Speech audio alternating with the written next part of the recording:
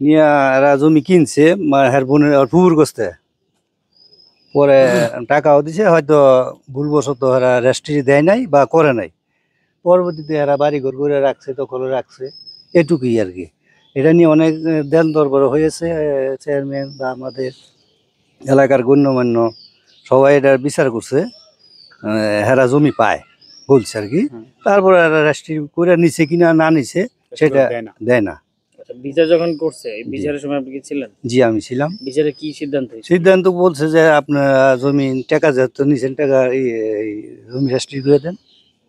বলে হচ্ছে ওই মেম্বারে বা এলাকার গণ্যমান্য সবাই আছে, প্রাক্তন চেয়ারম্যান ছিল, তারা গণ্যমান্য ব্যক্তিরও তারা মানে অমান্য করছে, দিচ্ছে না, দিচ্ছে না। তখন আপনি ছিলেন? জি জি আমি ছিলাম, অনেকেই আছিল, খালি আমি একা না।